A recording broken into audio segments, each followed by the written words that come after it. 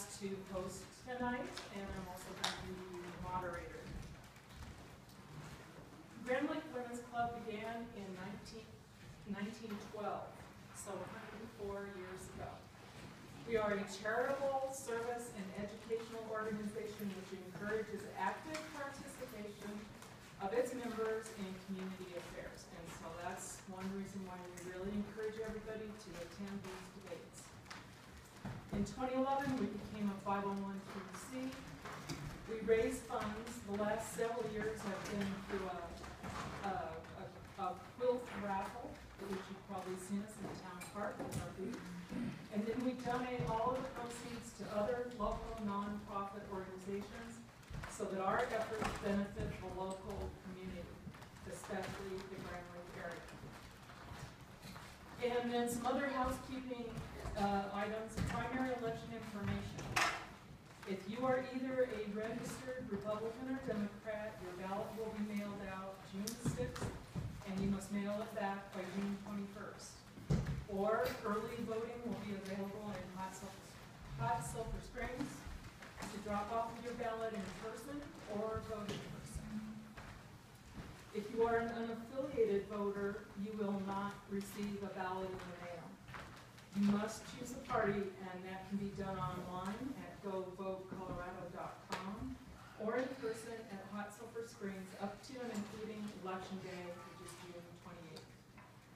To change your affiliation from Republican or Democrat, you must do so by Tuesday, May 31st, which means either you need to go to Hot Sulphur Springs tomorrow because Monday is a holiday,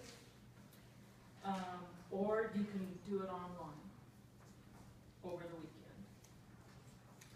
And just as a reminder, the District 2 candidate for commissioner, that election is important. The commissioner will be decided at the primary election. There is no runoff in the general election for District 2. The rules and procedures. Each candidate receives 2 minutes for their introduction and opening statement. There will be up to 6 questions given to the candidates that they were given in advance for preparation.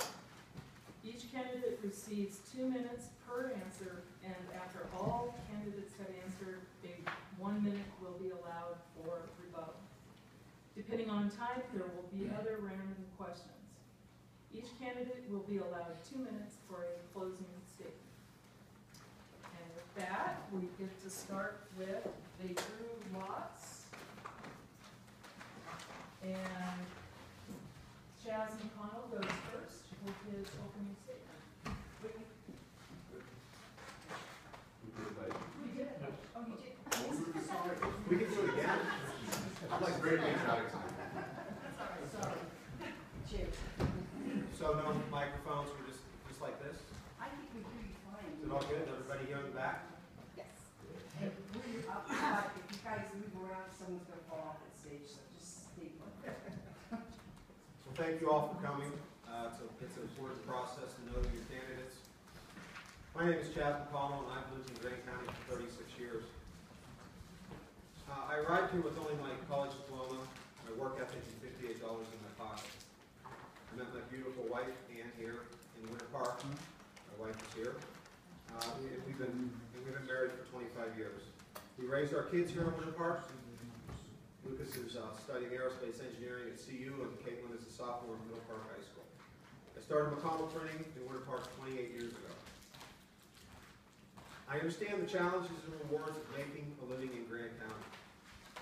I ski, hunt, fish, and feel very lucky and proud to call this community my home. Grant County is giving me everything, and I am very, very grateful. I have a proven record of conducting thorough research, identifying problems, and seeking solutions. I first became involved in the workings of our county in 2007 when I originally discovered an accounting error by the county, and once it was corrected, led to collecting $1 million in additional school impact fees for East Grand School District. Very proud of that.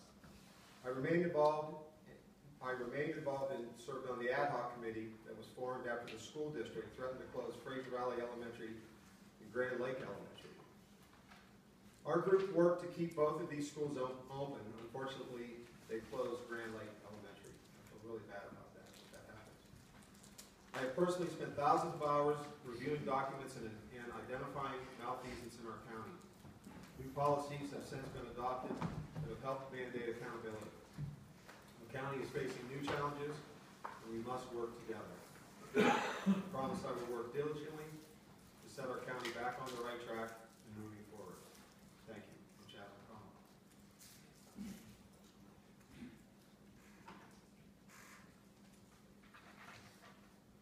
Second is Jane Pollock. Okay, thank you.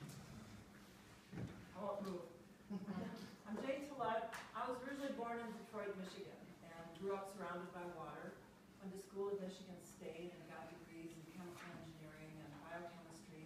Worked 25 years in industry doing environmental engineering, and I got a degree, a master's in night school. I love working with water, doing pollution prevention. We retired, my husband and I did. We had 3 kids and moved to Grant County with our youngest, who was 12 at the time.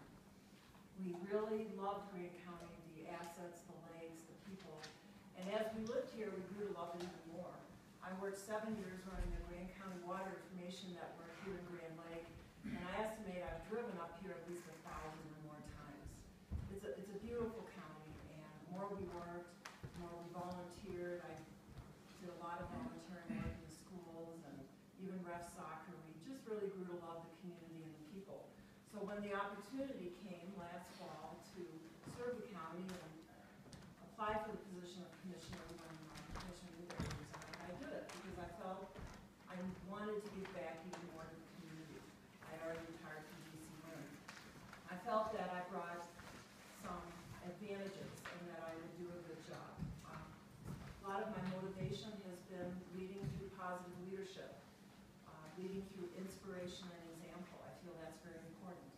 Leaders need to inspire people. They need to be somebody that people want to follow. As I have learned about the county and worked in the county these last 6 months, I've just been incredibly impressed with the quality of employees that we have in the county and the quality of work they've done. The last couple of years have been tough, and they've stuck to it. They have worked hard. They've delivered all the services, and they've done it cheerfully. I really have enjoyed getting to know these people and how optimistic they are about the future and about Grant County. My mission, my desire is to focus on the future. Where do we want to go as a county? And how can we move Grant County forward? We spent a lot of time looking at the past, so thank you. Next is Andy Miller. Learned something new tonight. I'm a fellow Spartan actually, so I spent 12 years in Michigan, but the rest of my life I spent up in Grant County. I'm Andy Miller, and I'm really glad to be up in the most beautiful nook of Grant County and Grand Lake. I've spent a lot of time here, and over the years, but I've always called the Fraser Valley home. But I do have to admit to a little bit of history. My father came up here in 1946 to begin the third ski lodge built in Winter Park, Miller's Idlewild Inn. But shortly thereafter, he went into his chosen field of education, and the first thing he did was to work with a group of community people to combine all the little school districts. There were 5 of them in East Grand County at that time to form what became East Grand Schools. That was the first time that you guys lost a school. So as a political editor of the Winter Park Manifesto, where I gained my political chops, I worked really hard on the school bond issue that got you guys the Grand Lake Elementary School. And again, it was a heartbreak to see that close. But later tonight, I'd like to talk about some of the exciting possibilities that you guys have for developing that school into a community, into a real community resource once again. During my 40-year residency in the county, I founded 4 businesses, including child cares, homes. I'm a home builder, a general contractor. As a general contractor, I do a lot of public work as well. I built the Broom Hut up on Burton Pass, which was an all-helicopter construction process of a 1,700 square foot cabin up on the ridge above Burford. It's really a neat community resource. A lot of people get up there, a lot of kids get up there for education, backcountry education programs. I've raised 2 sons in the county. Forrest is my older son. He's a Navy vet. Has an economics degree from Fort Lewis and is now working on a mechanical engineering degree from Colorado State. I'm building a small home with my son Scott over near Steamboat. Really glad to be here. Thank you.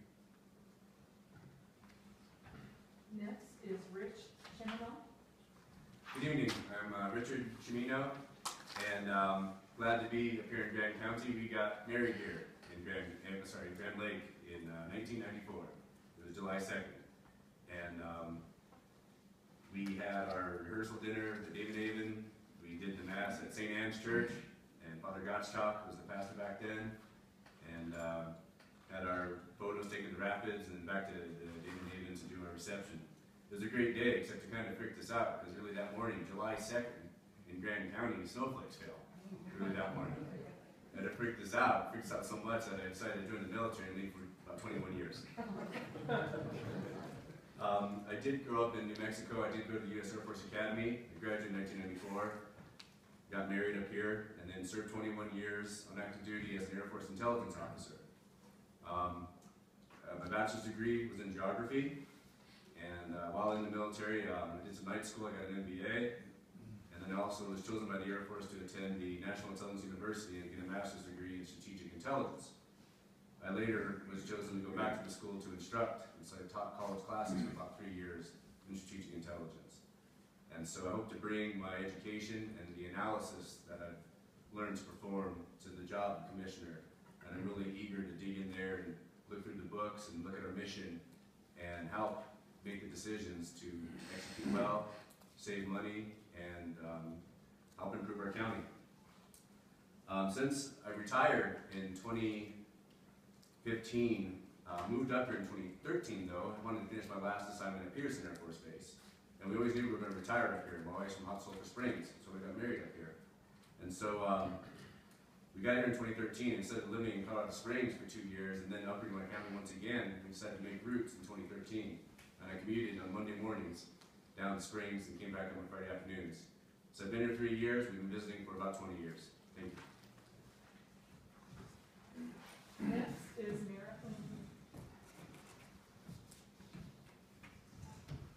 Thank you all for coming tonight. It's an important part of the process. Thank you, Sandy. Thank you, Carl, for putting this together. Thank you, Pat and Doug, for working on this.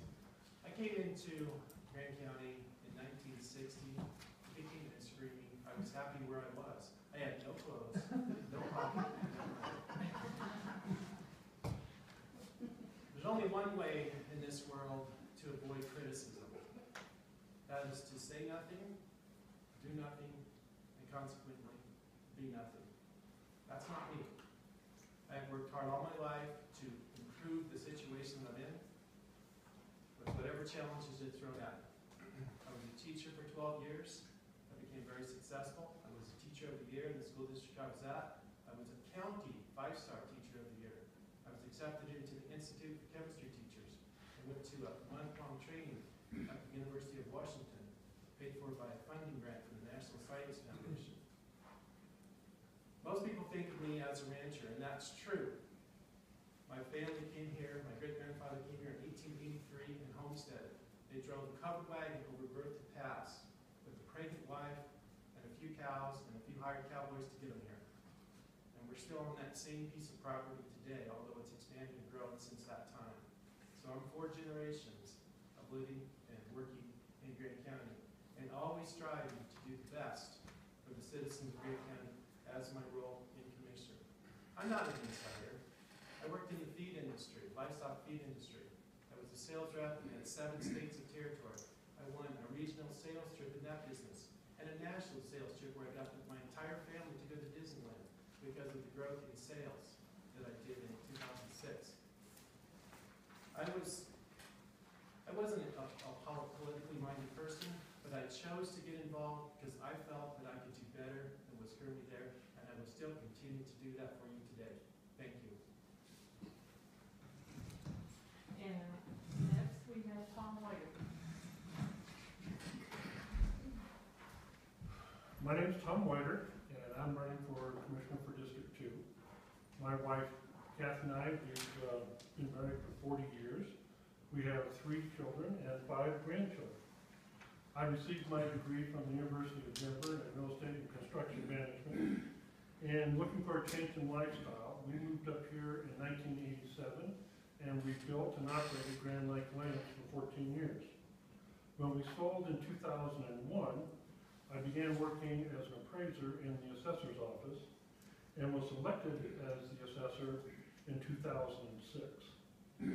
I feel very, very strongly that the county has been going in the wrong direction for some time now, and a change of leadership is necessary. I'm deeply troubled by the lack of communication, the truly toxic atmosphere in the commissioner meetings, and the dysfunction currently seen throughout the county. My experience being the county assessor for the past 10 years, being on the Grand Lake Town Board for 18 years, the Fire Board for 20 years, has given me the managerial, financial, and people skills required to be an effective commissioner. I believe that the key to good governance is open communication and respect. Thank you.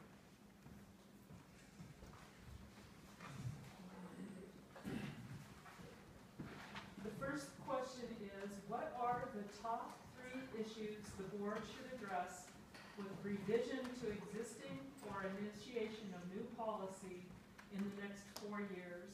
And we'll begin this question with Jane Collette. Thank you. It helps to understand the difference between policy and human relations, in a sense. Policy procedures are guidelines on how to manage your business. The HR manual is how to manage your people. We definitely need a total overhaul. When I look at it, I think some of our policies are great, but on the policy page, although it's public, it's somewhat disorganized, and when you look at the policy, you get 2 pages of legalese. So there's definitely a lot of things we could do to make them better. We're missing a lot of policies when I look at other counties. Emergency operations, VOCC administration, security procedures, or they're all over the county. But the ones I would work on first, I'd work on ethics, and I'm personally leading that in the county.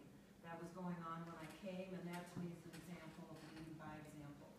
I'm working on that. Our financial and investment and banking ones need to be revised. We're working on those now. And mediation. I would list those as the top 3. How do employees feel comfortable asking for relief if they don't like the policies, if they don't understand them? So I think we do have a mediation policy, but I think it definitely needs to be updated. The next 2, and I know I'm only supposed to do 3, the VOCC, around how we handle meetings and all the VOCC policies, and sexual harassment. Right now, that's the only type of harassment listed, and to conform with many other counties in the U.S., that needs to be expanded. Thank you. Next is Andy Miller. Kind of expanding a little bit on what Jane talked about, the revision of personnel policies is needed, and specifically, and we've discussed this at a previous forum, there should be no way that a staff member should be working under the direct supervision of a relative, which is allowed in the current personnel manual. And it states, the manual states that Grant County is a small community where many people are related. And that's certainly true, and I'm not saying that relatives can't work in a 250-person courthouse, but I'm just saying that we can't have the situation where the relative is working under the direct supervision of another relative. It puts both of them in an awkward position and puts everybody in that department in an awkward position. And then I believe firmly, and I've had this in the paper a couple times, that we've got to have all public meetings held by the commissioners be recorded and streamed. It's, the streaming is an extremely wonderful thing that allows all of us to follow meetings when you have to work or you have to work at home. You're able to follow these meetings.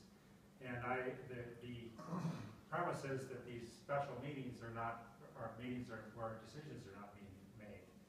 Well, it's very easy to get all the way to a decision and not make it, and then carry that discussion on into a public meeting to make the decision, and suddenly the public isn't allowed to be part of the process. And it would be very simple, and it's technologically possible to stream all these meetings. We're kind of seeing the Tuesday meetings, which used to be wall-to-wall business from morning till afternoon. We're seeing those shortened and gaps here, and then some of these, a lot of these important matters go off onto Monday and Wednesday and other special meetings. So I'd like to see all those become public. And finally, we'll talk about this quite a bit tonight. I think a good theme of the whole forum tonight is water, and we'll be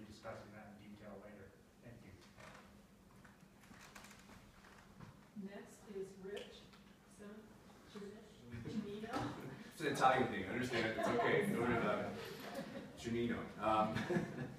So, what are the top 3 issues the board should address with revision to existing or new policy in the next 4 years? Policy is important. Policy should always be looked at, should be documented as effectively as it can, give good guidance. I was a PhD student in public policy at George Mason. That last move in 2013 to Colorado made me stop my studies after 1 year, but I said, fine, I'll take it, it's in Colorado. What I'm getting to is policy is important, but it's never a panacea. It's never going to make everything just right. Okay, we'll look at it, we'll polish some things up. I would say, sure, put some new policies that state, I'd like to say officially, that science will drive our decisions regarding water, not politics. I'd like to publicly state that and drive ourselves towards metrics and over-measuring and help all of us use the same measurements and use science. Nepotism policy needs to be improved. If you have one, let's make it better. Also, I think, I agree with some others that we should make it policy that more recordings occur, not less, and make things more available to the public. Even if only one person is downloading or no one is, it's got to be there, it's got to be available. But I want to answer the question you asked for three issues, 3 priorities. So my 3 issues that I'm going to sit in the chair when I'm elected is number 1, balance the budget, number 2, improve our water, and number 3, help our workers. We've talked a lot about balancing the budget and our water issues. We could talk more, but I want to elaborate on the help our workers. The things I want to try to see if the BOCC and the county government could look into is see how we can help the towns with affordable housing and attainable housing. That'll help our workers. It's very hard to find a place to live if you're a worker up here. Improve broadband availability. Folks can't get internet in some houses. Some folks are fine. The gentleman I spoke to, John, earlier, his house is great. In fact, he moved here from Boulder. His internet better now. So there you go, good story there. So tell the Boulder people that. We need to explore public transportation. That would be awesome for our workers. And also offerings of classes and training. So those are the 3 things. Balance our budget, improve our water, help our workers. Thank you. Next is Mayor Blinky. Just for the record, all staff meetings and workshops are open to the public. I got it that we're not streaming, there is some logistics in there, but just for the record, all staff meetings are open to the public. I'm going to overachieve just a bit here, because the question asked for 3, I'm going to give you 4. I think number 1 is to prioritize the budget. I think we are within $35,000 as of our department head meeting yesterday of adopting a 0 deficit budget in 2017. But I think the budget is a tool that we use for us to determine and for the citizens of Grand County to determine what is important. So I think prioritizing the budget is a more important way to look at it. Second of all, water. And I'm going to talk more about water later. There's some water questions.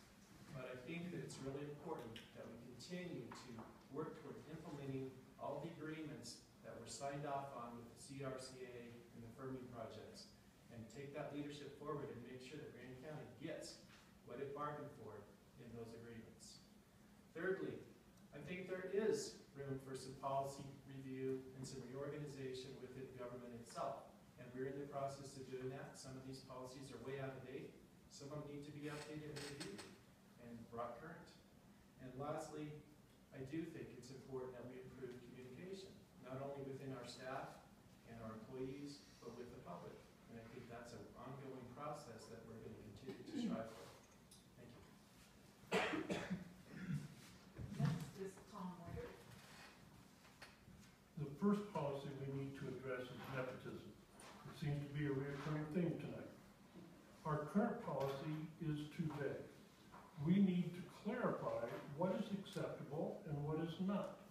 Besides defining family relationships, we need to include statements such as the potential for conflict of interest may also exist in close personal relationships with others rather than family. The county views such conflicts of interest as seriously as it does those involving family members or blood relatives. For example, when the county hired my brother's best friend from high school. Is there real or perceived nepotism? Yes. Does it need to be corrected? Absolutely. The second policy, and I will disagree with Commissioner Blinky, is adhering to the Sunshine Laws, which does restrict private meetings, emails, and communications where decisions are being made or discussed without transparency. No more meetings behind closed doors because I don't feel comfortable giving my answer in public.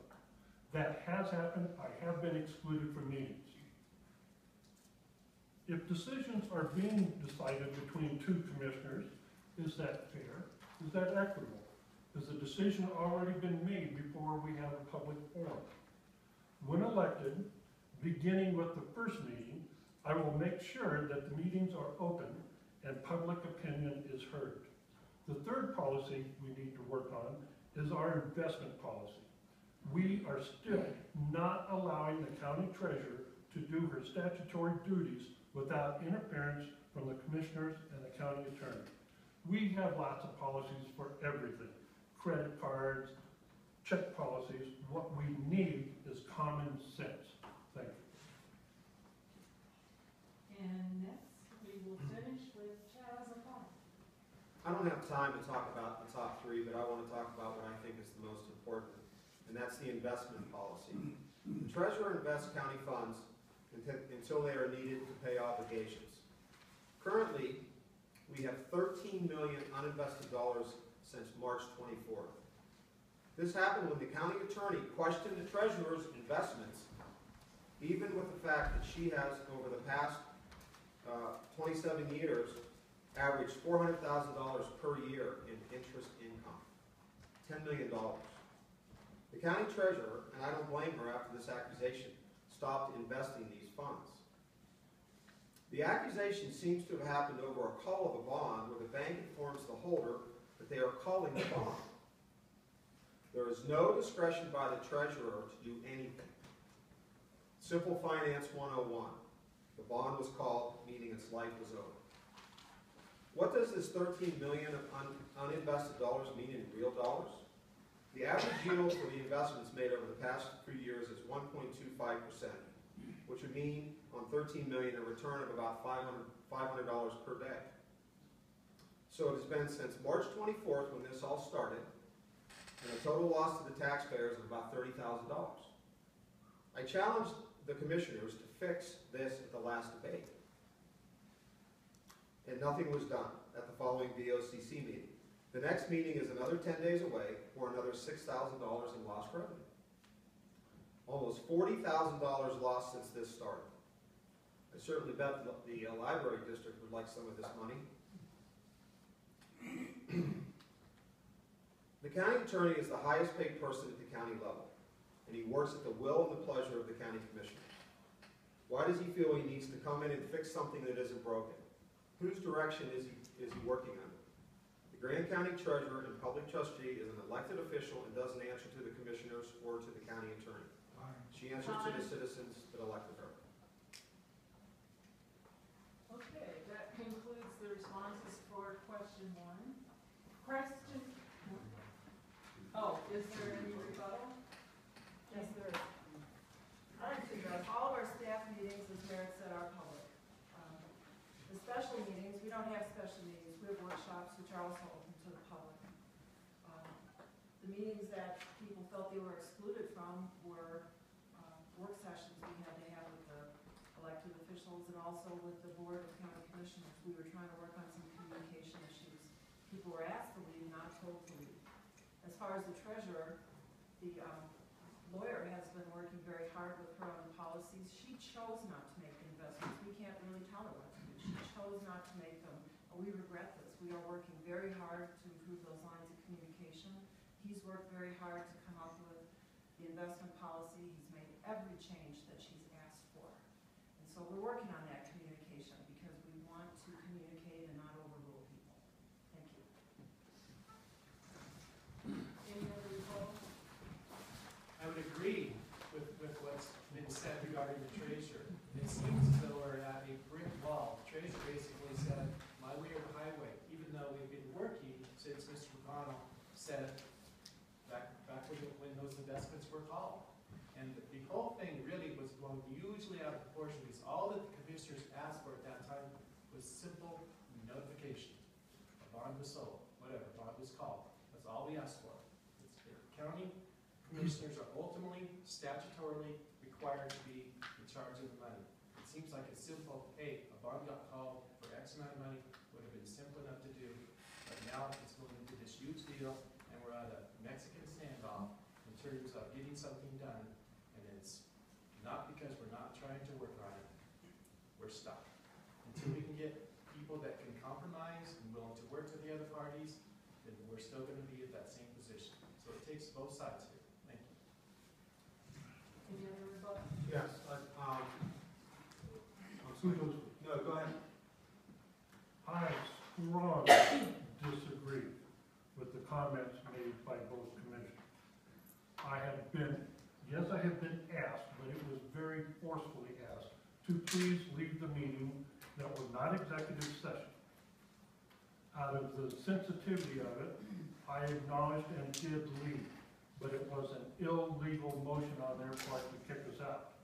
This whole deal with the treasurer is, I'm sorry, the county attorney accused her of fraudulent dealings and breaking her statutory responsibilities. She did not, she has not. Unfortunately, the commissioners are now in a position that they've got egg on their faces and they don't know how to gracefully back out. I fully stand by the treasurer. Did you have a Yes, rebuttal? it is. And there needs to be some full disclosure here. This is the same county attorney that walked into the same treasurer's office and confiscated her hard drive. At the direction of who? Did he do it on his own? Did the commissioners direct him to do that? This has been going on between the commissioners and Tina Whitmer, the county treasurer and trustee, for a very long time. Tina Whitmer has been very, very good at what she's been doing. $400,000 a year in interest income. And you know what we've got over the last, since the 24th of March? Nothing. So ask the commissioners. Ask the commissioners afterward. Don't listen to me. Ask them. Ask them why. Why is this happening? You should be mad. You should be very mad. 40 grand. And we have libraries that might close? Unbelievable. Is there any other rebuttal? Mr. Miller? Or, I would ask that we look at these numbers. I was shown by the prior county finance director all the bond holdings at the dates of this hullabaloo started. And there was a lot of them. I'm not aware that the treasurer up and sold them all. So I'm not sure that it's accurate to say that we got zero interest income unless Tina sold them all after this happened. I'm not aware if that happened or not. We had a lot of holdings in it, so definitely it's a significant issue. Furthermore, though, the treasurer personally told me that she was a bit relieved those bonds got called because she's comfortable with higher cash reserves. So let's be careful to characterize things. Okay, I don't think we need to be browsing people. We need to be accurate, analyze things with the numbers, and let's just be accurate. I am accurate. I have the numbers. So wait, you claim that we've had zero interest income since March 23rd this year? Ms. Miller? I think this is a perfect example of he said, you said, and she said, it just goes on and on. But simply put, the treasurer's job is to invest county funds. And there's a lot of information here that is extremely accurate.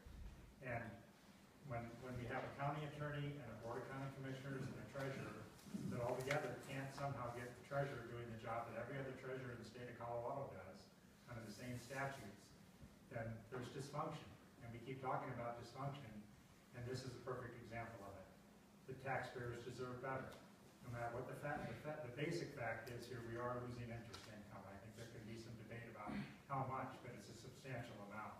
We just need to get this working correctly again for the benefit of the taxpayer.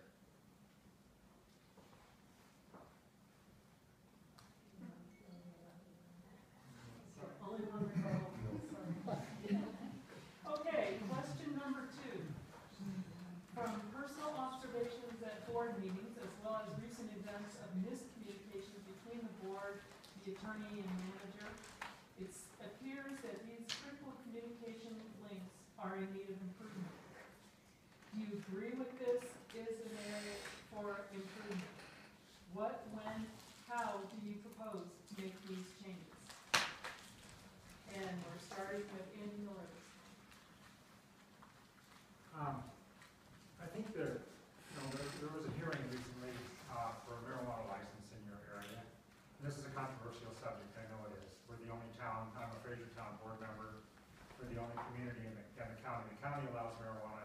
sales, the town of Fraser does also. We've had, since I've been on the board for the last 2 years, we've had several hearings that involve this. They resemble pretty closely a liquor license hearing. They're held in a quasi-judicial fashion, so there's a lot of structure, a lot of rules to it. The hearing that was held for the license, it was a third attempt by this potential license holder. And whether it was right or wrong to turn it down is immaterial, it was the process that concerned me. The hearing went on all afternoon and was fairly well handled until towards the end of it, the last 45 minutes really more closely resembled an inquisition rather than a public hearing. We had members of the public quizzing the young gentleman who was asking for the license, who did a lot of research and obviously put a lot of money into this application and abided by the rules that the commissioners had, that the Board of Commissioners previously had approved. But anyway, the questions were coming straight from the audience to the applicant. And there were questions like, where do you live? Where do you bank? He was trying to attempt to say, well, we can't bank because it's a cash business. But they were personal questions, and they really were not held in a professional fashion. At that point, the chairwoman should have stopped things and gotten things moving correctly. The attorney should have stopped things and helped protect the board. That's what I look to the town attorney to do when I get, as a town board member, if I get out of line slightly, that's why we hire an attorney to sit there. The county manager could have helped bring that in too. In short, when hearings like that are conducted in that fashion, they put everybody at risk, but they reflect badly or poorly on the professionalism of our board. Thank you. Rich? Nina? Yes, obviously, I think the last question just jumped into this one, talking about potential miscommunication. This question says specifically between the board and the attorney and manager. Are these critical communications in need of improvement? Well, yes. Yes, they can communicate better.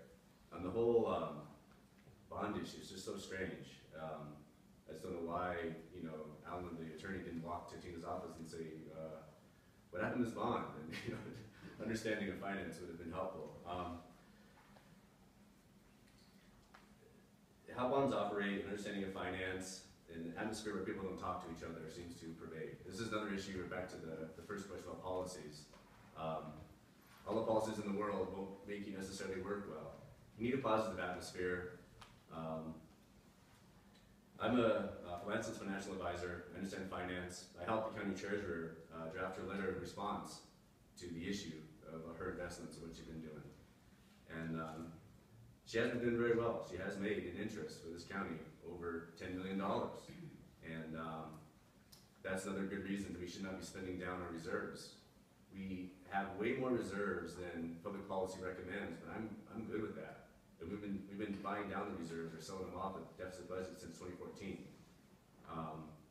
The budget projection for 2016, which looks better now because I think they've really changed the 17 projections, called for the reserves going from 25 million a few years ago all the way down to under 8 million in 2019 was the projection. I think things are swung a lot different now, and I don't think we're on the glide slope to reach that anymore. And that's good. But I'd like to get us back above 20 million because you just make money. And I'm going to have an example later talking about businesses for the community where other counties are literally putting second mortgages on their county buildings to fund economic initiatives. And I looked at the amount, this one in Arizona I'm going to tell you about, where $15 million, we could do that with a check if we wanted to. Mayor Linky? I think, yeah, I'm going to agree that the last question kind of led into this one. And I think that I'm a little bit suspect when the sentence starts out from my personal observations. But I think to answer the question, from my perspective, is that I think there's always room for improvement in communication. I think it's an ongoing process. And it requires everybody, it requires both sides to work, to look in the mirror and say, what did I do today to improve communication? It's not you guys do a better job of communication. It's everyone, including the guy that looks in the mirror. So I think that is something that's very important to do, and I think it will lead to better understanding and trust of the public when we can get better communication throughout the entire organization, throughout the public. So it is an ongoing process, and it's something that's important, and it's something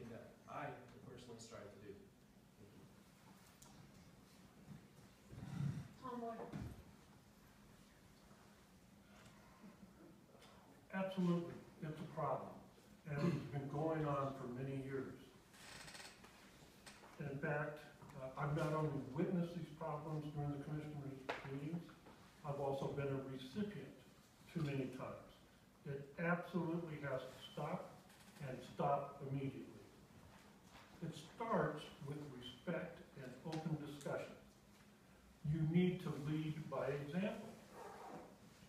Staff is merely behaving in a manner that you have allowed them. If it's not appropriate, correct it. Don't just say, well, I respect both parties, or say, well, I guess I see both sides. As commissioners, your staff reports to you, not the other way around. And it's called legal advice. You can accept it, you can reject it, you can agree with it, or you can disagree. But please, make a decision. As commissioner, I will have weekly meetings that will be open, will be live streamed, and where public opinion can be heard. These meetings will include the commissioners, the attorney, the county manager, and any other department heads as needed, so that we can discuss pertinent issues as they arise, not at the last minute when there is no time to make informed decisions. And the treasurer has not changed any of her policies. Thank you. Chaz McCollum? Do I think there's a problem? Absolutely. The first thing you need to do with any problem is to identify that there is a problem. So my question is, do these commissioners think that there's a problem? Probably not. So what I'd like to do is look at the mill taxation decision. Did the commissioners know that the impact of the special district prior to the vote? No. Did they have any idea of the amount of reduction to these special districts? Library, school, fire, just to name a few? No. Did they contact these special districts prior to the vote? No. So who is at fault? Is the people that are in charge of getting this information to the commissioners? How was this vote on the mill 2 for and 1 against? Why did the one nay vote against it? Did she have some information that the other 2 commissioners didn't? Did she do more research than the other commissioners because this bill was in her district? Don't know. Why did the county attorney wait until the 11th hour to get a non-disclosure agreement signed by the Board of Commissioners when he had it almost 90 days prior? I can't answer that question either. I would only be speculating if I gave an opinion on how commissioners make informed decisions or what new procedure could help.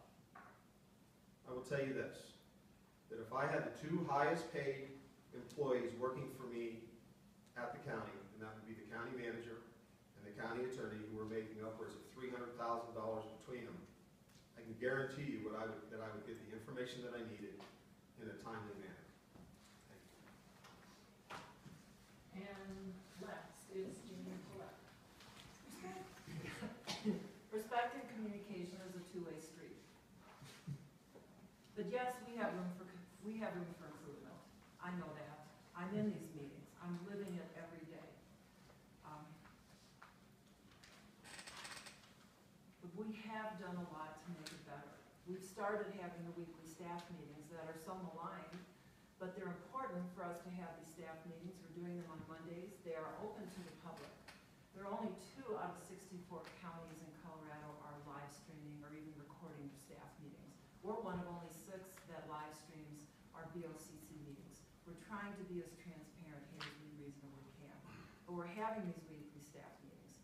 We're working with our lawyer and our assistant county manager. They are helping us know where there's differences, and they are even helping to mediate this, and this is going above and beyond. We have really worked on what happens. We're documenting the work that needs to be done. We're looking a lot at how we can affirm and get consensus. Since we started this process with the DOLA, with Greg Winkler, that everyone has made fun of us for, we have talked a lot more. The 3 of us commissioners have done an awful lot of work to work on our own personal communications, and I'm seeing results. But what could be better? I know it's better. The staff meetings could be a lot more productive. We don't all bring topics. We're not all contributing. We could also be doing a lot more work reviewing what we could have done better last week, some reflective learning. That would help us quite a bit. We don't look ahead enough. I agree with some of the stuff I'm hearing. We need to look ahead a lot more, and sometimes we get mired in the issues. It's very difficult. We can also be a lot clearer on each one of our expectations. That's important too. We're new at being commissioners, at least we've got like 5 years experience between us. We've got a new county attorney. It's not an excuse, but we are spending a lot of time learning to communicate. Time. Thank you. Okay, are there any rebuttals? Thank you. First of all, the information presented to us regarding the change in averaging from 5-year to 3-year was presented by the assessor's office, and they still stand behind that decision today. Yes, possibly the process could have been a little cleaner. We might have gotten to the exact same result.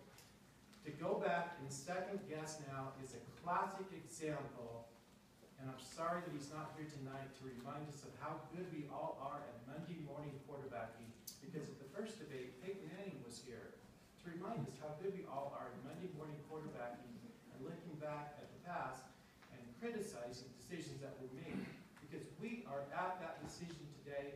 The assessor sticks by that decision. We stick by that decision with the best information possible. Some of those numbers were not able to be released to the public regarding the special districts, and still are not completely formulated and completely accurate at this time. So we made the best information with the best decision possible at the time. We stand by it. Ms. Moyer? Wow. To talk now in a minute's time. Yes, I did have all the information. It's confidential information. I had it since November 3rd. The commissioners could have had that information at that same time. They waited literally until 24 hours for the final decision. We had a meeting with my staff, the commissioners, and lo and behold, a representative with Henderson. It's very difficult to put together a negotiation strategy with their opponent sitting next to you. That is a bunch of malarkey that, well, we just didn't know what to do. You had plenty of time to come up with your proper decision. You chose not to. Thank you. Jane? On the marijuana hearing, I ran that hearing. We had a lot of citizens involved. I was thrilled that there were that many concerned people who gave input. Part of my job in running a hearing is to keep a list of questions that were answered so that we can keep the hearing moving quickly because there are so many people.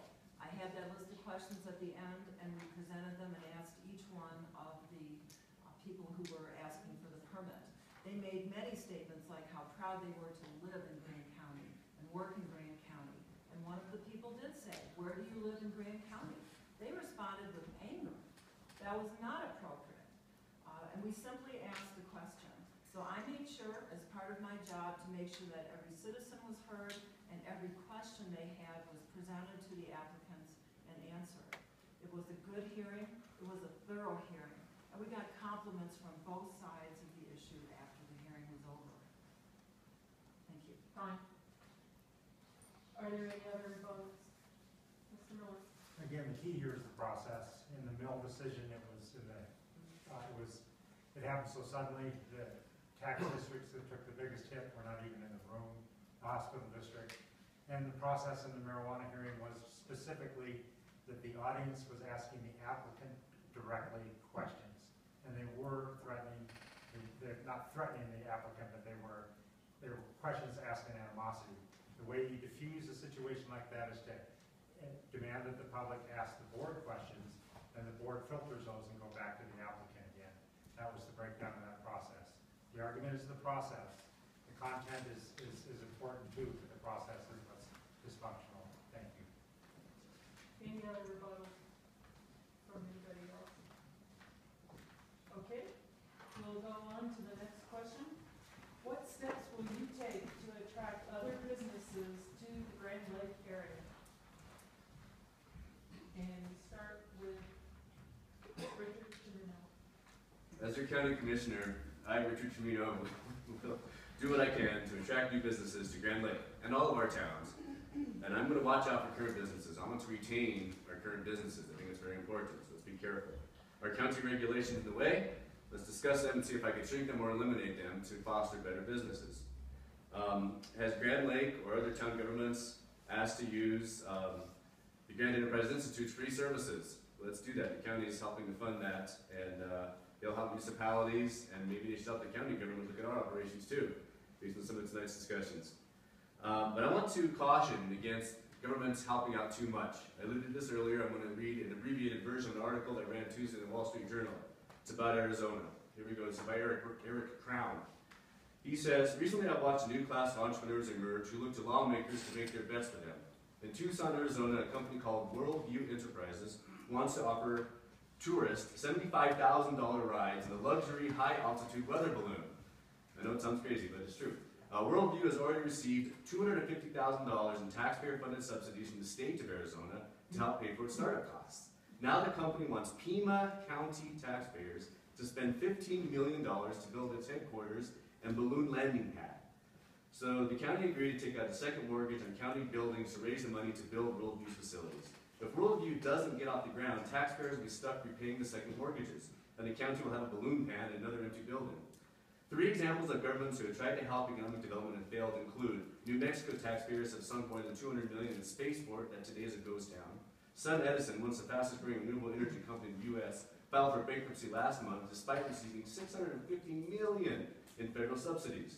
Rhode Island taxpayers lost $75 million when the former Red Sox pitcher Curt Schilling's video game company collapsed. If the Arizona Balloon Ride Company works out, its owners will make millions, and they should. That's a risk appropriate for the market, not taxpayers. Okay. Mayor Winkie? I think it's probably just as important when you answer this question to answer it in what we don't want in Grand Lake. At the first debate, my opponent suggested that we should attract marijuana businesses maybe to help bring in revenues. I disagree with that completely. The citizens of Grand Lake do not want that. There's been new information presented recently about some of the after effects of marijuana, and there was just a news story recently, probably 2 days ago, how that they can nearly clone an identical the look of some of the candies that contain marijuana that look like off-the-store candies. I think we need to take a hard look at that, and I would be adamantly opposed to using marijuana as a revenue driver. So what can we do for Grand Lake? I think we're in the process of already doing it. And one of which is what we have done with our community development department with the Grand Lake Center, the old school. It was a negative when that school closed, but I think through the work of Diane Butler and the community development department, it has turned into a positive. There have been some very successful events there. Also with the Grand Enterprise Initiative, there's been several businesses, one actually right across the street, that has benefited with the services of the Grand Enterprise Initiative. And I think we should enhance that. The other thing I think that's important to Grand Lake and this area is what we can do to keep our water pristine and clear, because that's what attracts people to come here. And I think that is not always seen as an economic driver, but it is. That's what brings people to Grand Lake, and I think we should continue to work for that.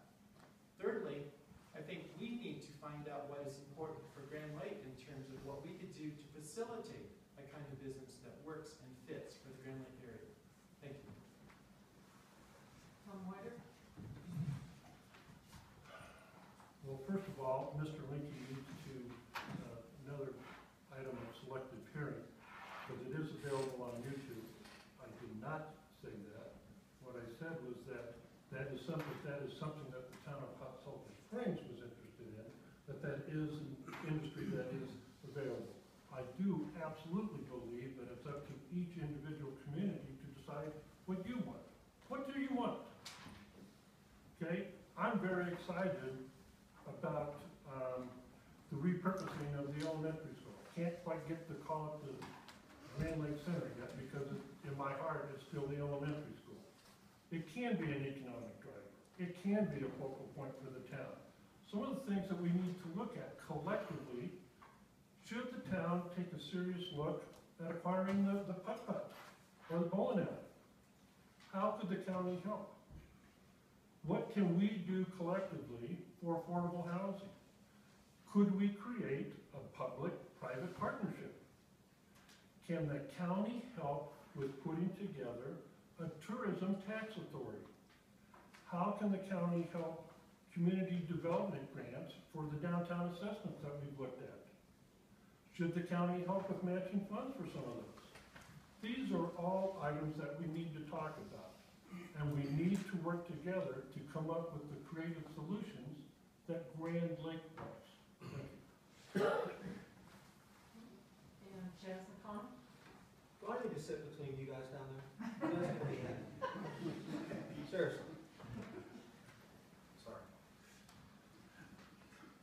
It's an interesting question, and you know, and I guess my question to the citizens of Grand Lake would be, what do you guys want?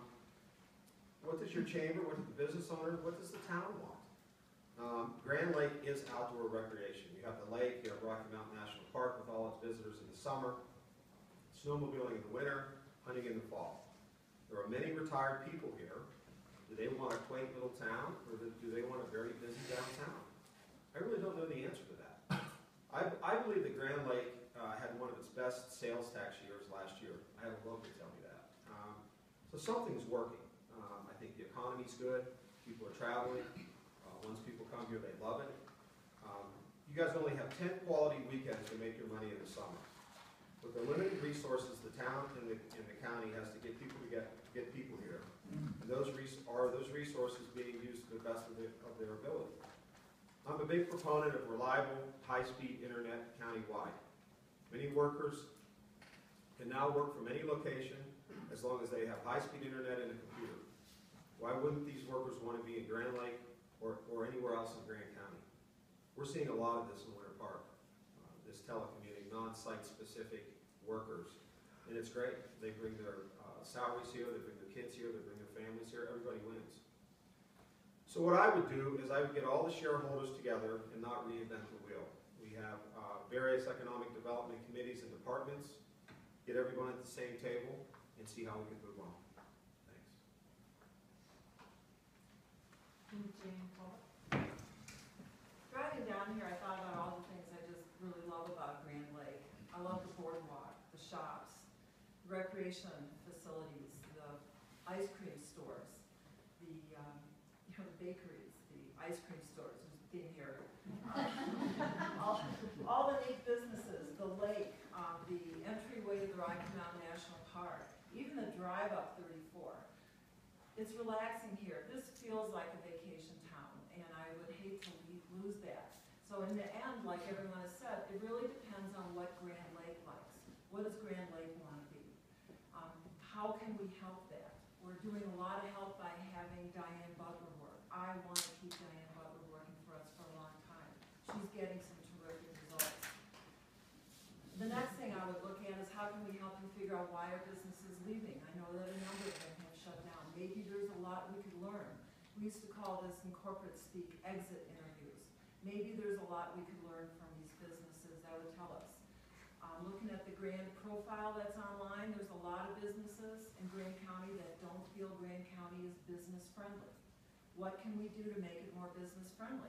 That was the heart of what we did with Henderson.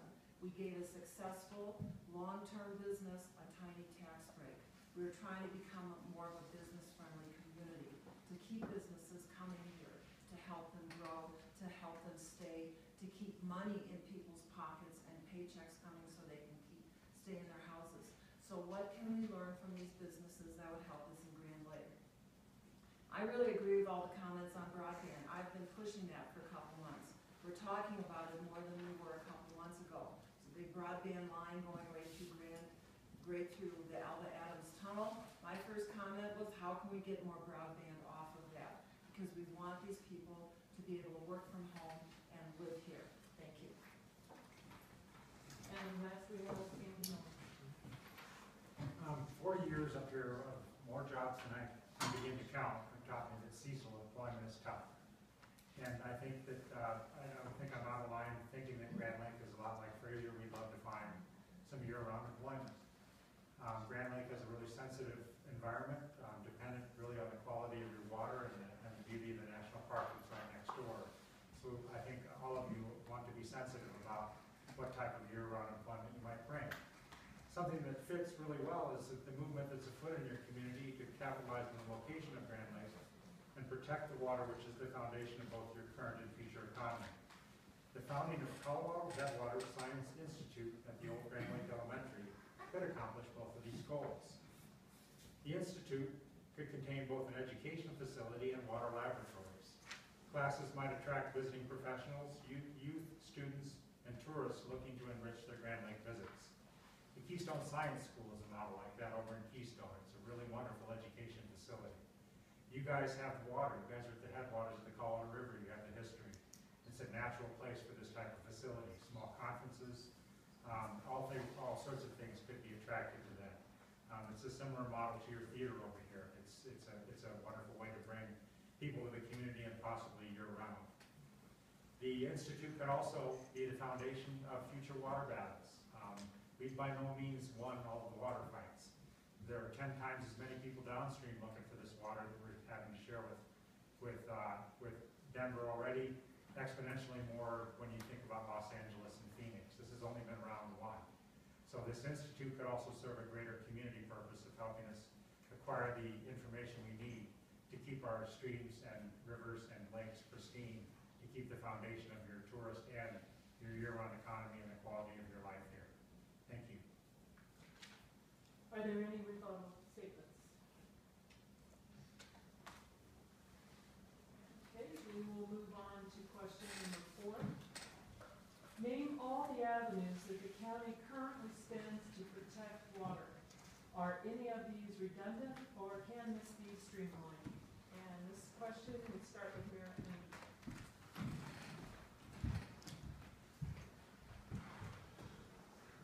There's probably more avenues that we use to spend to protect water than I can list here.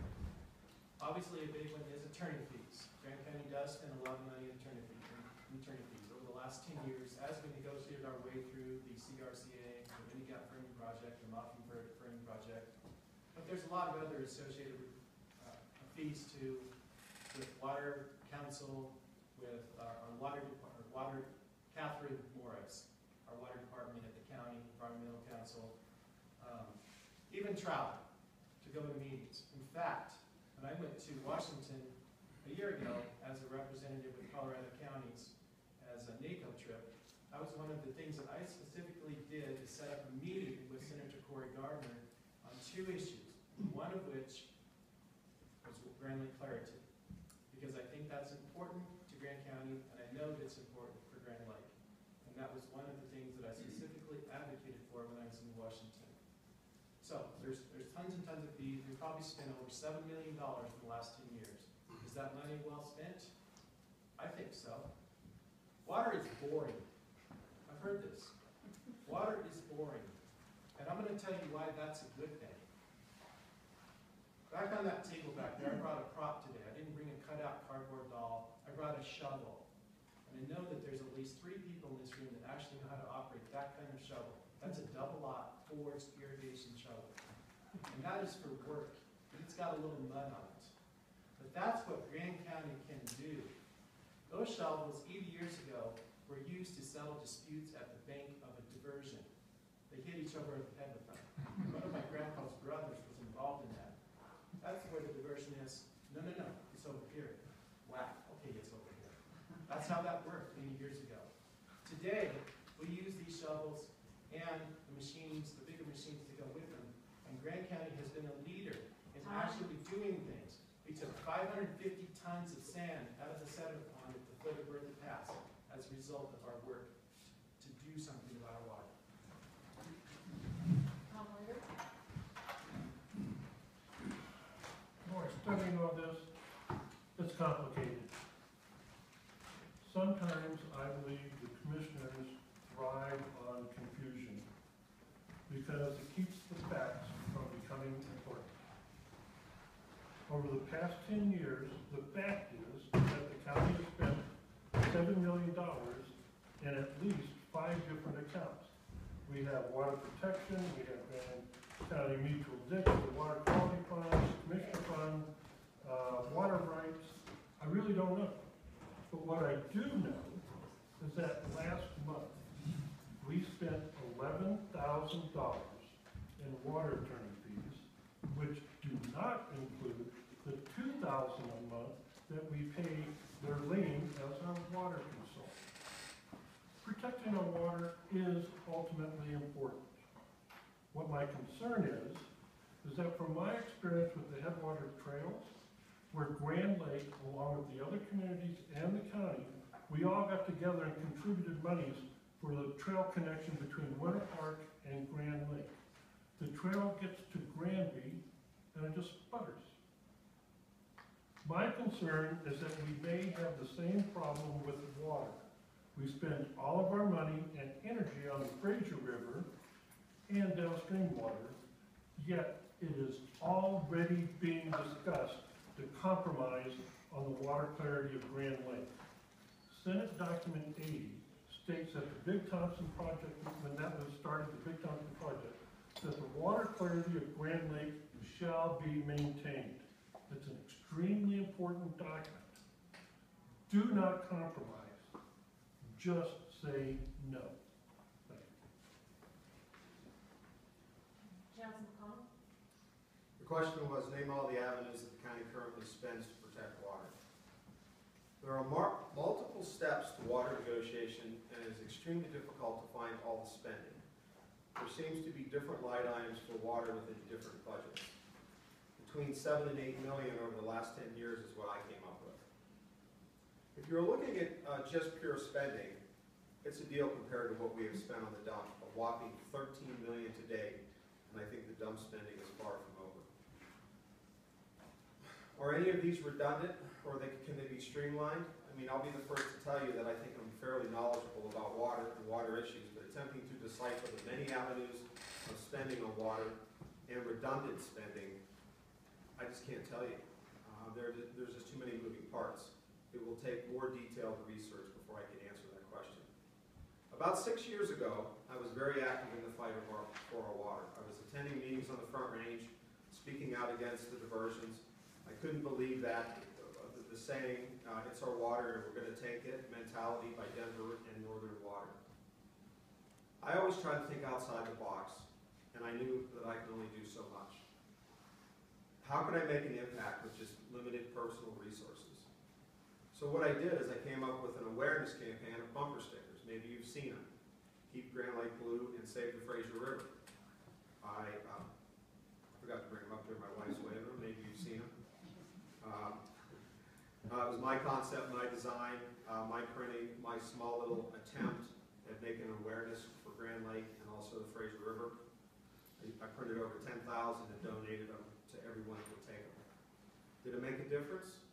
I like to think it did. I had a strong dislike for Denver and Northern Water and what they have done to our river streams in this lake. After attending the State of the River a few nights ago, I see that steps have been made. Time. With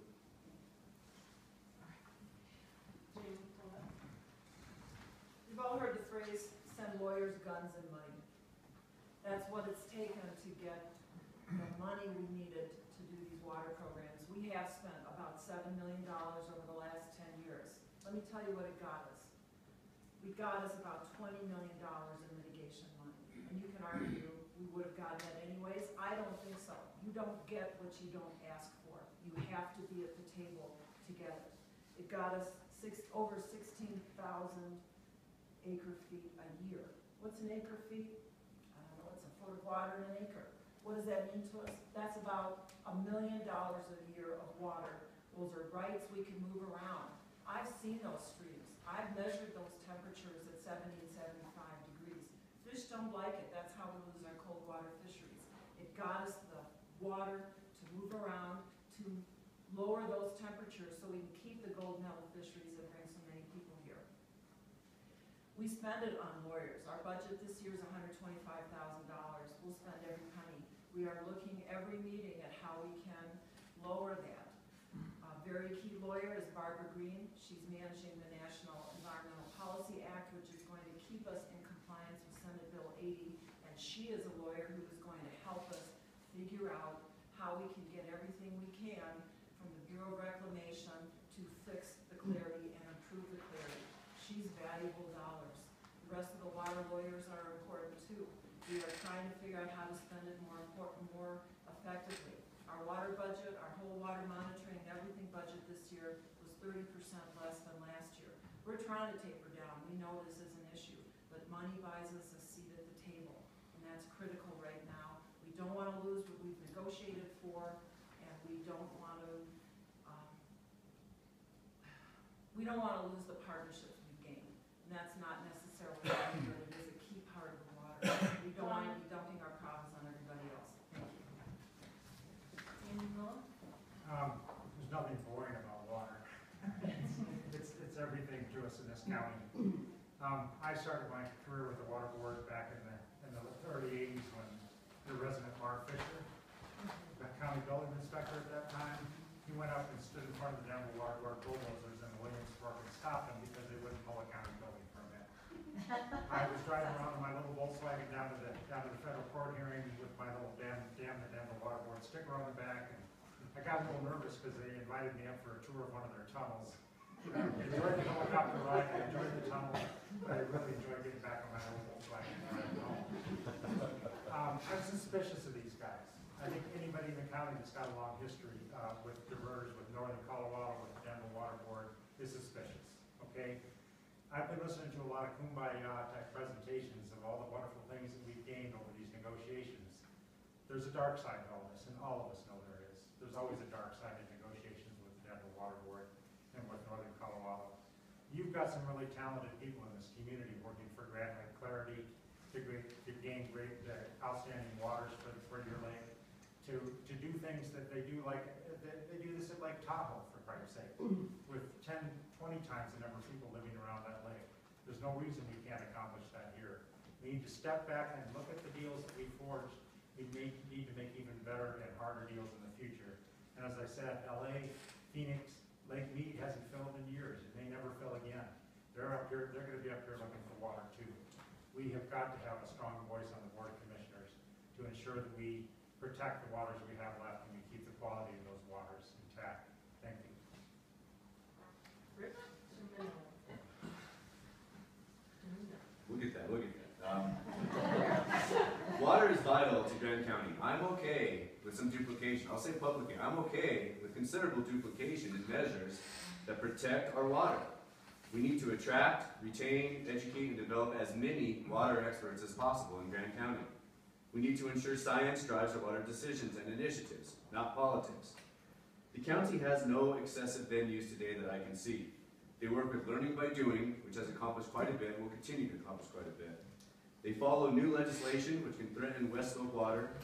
They track new state health department regulations.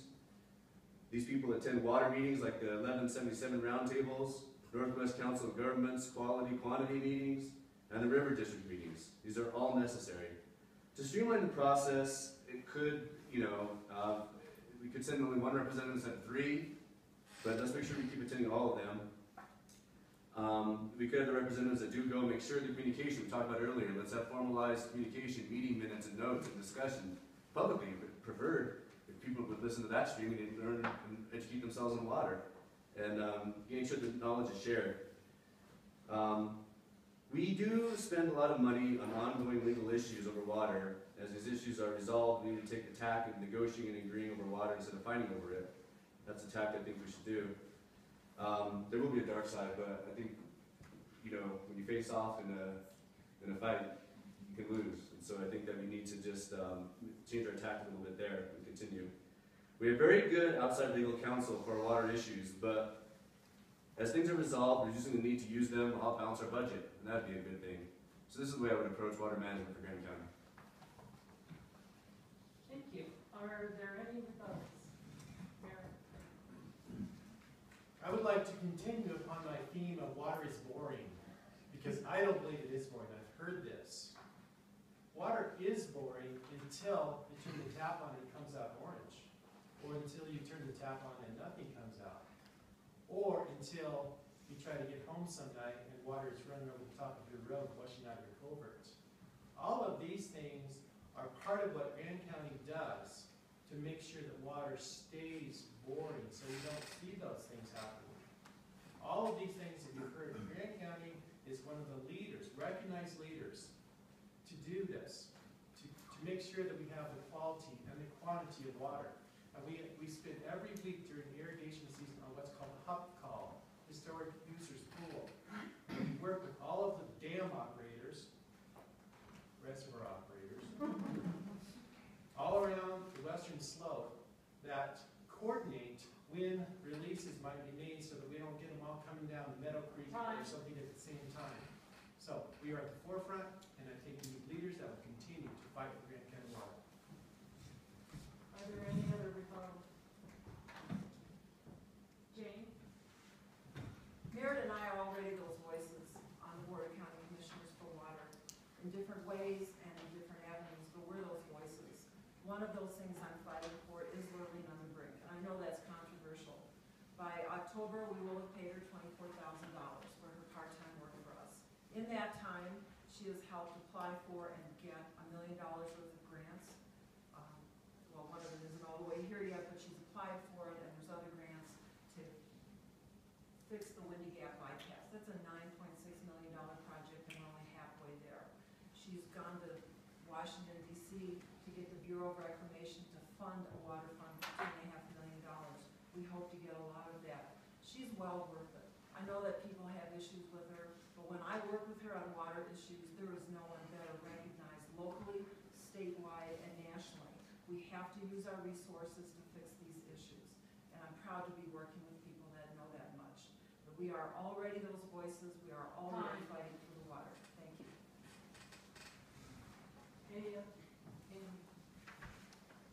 Lurleen on the Brink was a manager for a long time. She retired. She needs to fully retire. There are a lot of people that disagree with her tax and her methods for water negotiations. We have stronger voices. We have more professional voices. We have other voices that need to be heard in this community that I think can do a lot better. Thank you. Any other rebuttal? I absolutely concur with Mr. Miller. Anyone else? I'm gonna agree with Andy also. And I also want to, maybe you guys know this or don't know this, you know, the reservoirs on the Front Range, it's been a wet year, they're almost full. And there's not gonna be a whole lot of diverting going on. The Grand Lake Adaptive Management Implementation Plan is going into effect in 2016. Let's see what happens. Let's see if this is gonna work. Having Grand Lake, having the clarity in Grand Lake acceptable levels is paramount, in my opinion. Anyone else? Okay. If not, we will move on to the next question. What is your position if another CDOT partnering road improvement project comes before the board? Should county taxpayer money be used for state highway improvement projects? Is participation in these a double pay by the taxpayer? In this question, we start with Tom Whiter. Well, it appears that these are the new policies. For any new project, CDOT is now requiring local buy-in, particularly if you want the project.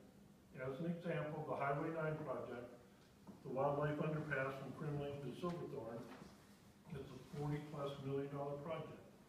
CDOT required roughly $9 million buy-in, of which the county put up $3 million and private individuals put up the remainder. No, I do not agree with these policies. I believe it is double taxation, but these are the new rules, the new normal. CDOT does have 5, 10, and 20-year projections for all of their projects. We need to truly set aside monies for such projects so that they do not impact us so heavily. This is why we need to build and maintain our capital reserves. I know this from my own experience. Several years ago, the commissioners had approved substantial funds for GIS mapping upgrades. I did not spend that money that year, but when I did come to them later to purchase the upgrades, I was told there's no money. The cupboard's bare. we spent the money elsewhere. This is why we need to have capital reserves that we do not raid. There are times when we cannot foresee a big expenditure, like the recent fire in Byers Canyon. So we must maintain reserves not only for emergencies, but for future capital expenditures. We need to be prepared and to have the monies available. Thank you. Next is Chaz McConnell. I would call this triple pay or quadruple pay. I mean, we're paying federal taxes, state taxes, local taxes, gas taxes. Where does it stop? Is this the new normal? If a highway is dangerous, it needs to be fixed by the feds or by the state. Where is all of our tax dollars going at the state level, at the federal level? That's, to me, is the bigger question. I applaud the people of the west side of the county for making Highway 9 happen. One ex-commissioner, Barry Bumgarner, wrote a check for $100,000. Bravo to him. It was awesome that he did that. He really wanted to see it happen. So why not find another 29 people to do the same thing so the county citizens didn't have to be impacted by millions? 3.2 million is a big number for taxpayers, especially when we are having these budget shortfalls. Don't get me wrong, this project needed to happen. I just don't agree with always going back to the taxpayers time and time again. I am never a proponent of raising taxes, but I think the federal and state governments need to look at adding the sales tax on fuel, a couple pennies a gallon, to overcome this gigantic shortfall. I think it's really unfair when the state governments say, if you don't come up with 10% or 20%, we're just not going to do the project.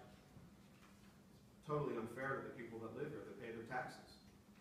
Roads are only going to get worse. Colorado is one of the fastest growing states, and our infrastructure is crumbling, and we can't handle it. We've got to figure out a way to fix this problem. Jane Collette. Roads are our lifelines. We're a county with very few roads in and out. If we do not maintain and improve and even make some of those roads new, we're going to lose a lot of tourism business. So I can't tell you, though, what I would do if CDOT came to us, because a lot of it depends on what's in the war chest. And when we had $25 and $30 million in the county general fund, there was a lot of feedback apparently to spend it. They didn't just come up with the Highway 9, but Highway 9 is critical. It's really critical for that end of the county. What we're doing to make sure we have this money, should this happen again, is we balance the budget. We have the budget balanced as far as expense dollars go. We know we need to continue balancing the budget to save at least another $2 million in capital funds that need to be spent. We know we should be spending at least another $1 million every year on maintaining the asphalt we have. It's expensive asphalt. And so we're working on that, and we know we'll get probably at least halfway there this fall and maybe the rest in 2018. That is going to preserve for us, by our estimations, a general fund of at least $15 or $16 million, half of what we expend, and twice, 2 to 3 times more than accountants recommend we keep on hand. If we got the right CDOT project, I can't say what we would do, but the roads are key to our economic future, they're key to tourism, and they're key to EMS vehicles moving, they're key to fire vehicles, coming to your house. They're key to a lot of things, so we have to treat them as necessary lifebloods of the community. And yes, I don't think that we would be amiss in looking at contributing to some of these projects. I don't know what the right amount is. I'm not going to answer for Highway 9. I know it's a great project, and it's going to be an asset to the community. Thank you. Andy Miller. Also was a great asset for Rock County, and that's the way you get from Steamboat to Denver, and I didn't see Rock County put anything in, and only $300,000 from Summit County. Folks, we've never paid for state highways. Fraser just helped pay for a stoplight on Highway 40 in town, I'll have to admit that, but most of that money, we paid for $150,000, and the rest of that $1.5 million project came from the developers and from CDOT. But if we're going to be, if Tom's right, if the new reality is that the county taxpayers have got to start funding state highways, we're going to have a serious conversation about revenue and how we can up our property taxes. I think it's better that we have a serious conversation with our state representatives and find out, is this really the case?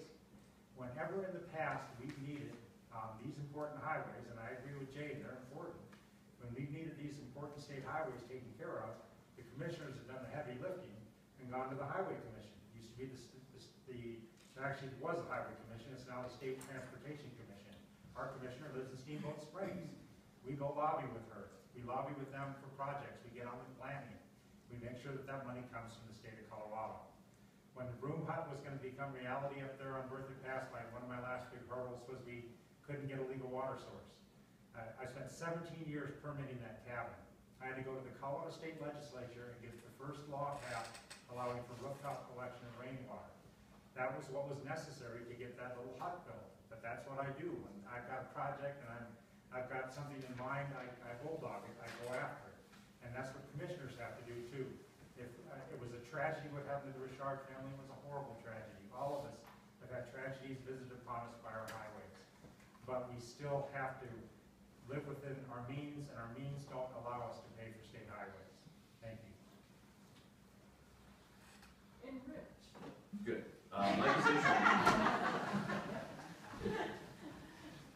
My position for the next couple of years is to deny, or more preferably defer, any road improvement projects. We just need to balance the budget first, the whole budget. But as soon as we do that, regarding the part of the question that asks, is it a double pay? Look guys, this is just standard public policy across the nation. It's not going to be reverted back. It is, whether it's double pay or not, it doesn't matter. Counties across the nation that refuse to co-pay, there's many of them, and it saddens me that most of them are Republican counties, they refuse to co-pay with their state. They refuse to co-pay with the federal. They have a lot less paved roads, folks. If that's what you want, fine. But the simple fact of the math, just, you know, when they paved Highway 9, the 2016 budget for the county said the total cost was $49 million. We got a $49 million road. The county had to come up with $9.2 million. Yeah, all kinds of citizens pitched in. Let's get some flat out to the Blue Valley Ranch. They paid over half of that. The county taxpayers only had to pay $3.1 million for a $49 million road. That's a bargain. You could get all wrapped around whether we should again. Yes, we pay sales tax, we pay income tax, we pay state income tax. There's a ton of taxes, but that's the way the government works now. It's not going to revert. You can wish for it all you want. So once we balance our budget, I'll be jumping on these roads if the budget allows and find some more $50 million roads for $3 or $4 million if we can. That's what I'll do. And thank you. The question, as written here, what is your position for an upcoming project, is an unanswerable hypothetical question. Because we don't know what the circumstances might be for that particular question. We don't know the information that will be presented to us. And that's what we do with every decision that comes before us, is try to learn all the information, try to learn all the circumstances, and get the best information to make the best decision possible. The question, I think, is really more asking about Highway 9. Was it a good decision? I think it was an investment. And I think any one of 43 people here tonight would say that if you could get a 17-to-1 return on your investment, you would do it. And that's what Grand County did. There was 536 letters of support all over the county. 22% of the Grand County letters came from the east end, east of Tabernash. It was very diverse support all over the county. Grand County's share, Grand County government's share was $3,073,052. That's it. That's a good investment. Yes, maybe the process of how roads get funded in the future could be changed, but that's what we were stuck with. And the thing is that what a lot of people don't realize, I could have said no. I was probably the swing vote on that vote. I could have said no. But I would have been saying no to all those letters of support. All of those pledges that came in and made up the balance of that $9 million. The biggest pledges were, there was 3 pledges for $100,000. The smallest pledge was $10. I could have said no to all that. But the reality is, that project was still going to go because there was 30 grant projects that year. 30. We were still going to go as taxpayers for those with our 22.5 cents per gallon of gas, a 20.5 cents for diesel, and that project would have gone to the Front Range. We would have still been on the hook for it. Thank you. Rebuttals? Anybody?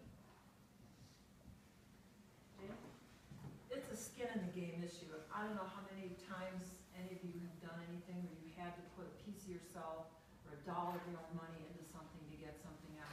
And that's exactly what several of us have talked about today. We needed to put skin in that game to get something. That's what we do with the water issues. We put that $7 million in the last 10 years to have skin in the game. We started monitoring our own monitoring programs, so we would have skin in the game for our own water programs. And that's what this is about. You can't just sit there and expect everybody to do everything for you. We are trying to be active in Grand County, trying to be active in the state, and trying to make some of these things happen, and sometimes it takes money. That's true. But in the end, like has been referred to, we got a much greater return on our investment. And that is true for many of the things we're doing as Grand County government today. Any others? Okay, now we will move on to question number 6. What is the current process for staff, including department heads, to report their concerns since they depend upon department head, county manager, or commissioner as their supervisor? What process can you use to assure staff that anyone speaking up will not be retaliated against? And this question will start with Chaz.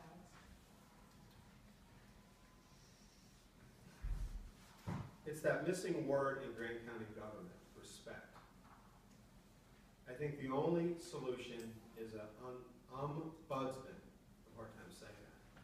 A lot of people in this room probably don't even know what it means. So the definition of an ombudsman is a public advocate who's usually appointed by the government, but with a significant degree of independence, who is charged with representing the interests of the public worker by investigating and addressing complaints of maladministration or violation of rights. So it's somebody that's completely outside the government.